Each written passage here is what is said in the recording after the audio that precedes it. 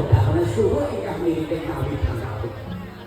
Suruh senajan kok siji lawan treke gini ket penganten karo nundang rasa.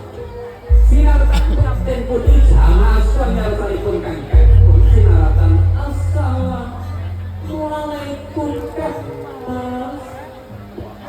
Salam biasa. Sugeng rawuhipun Kang Mas.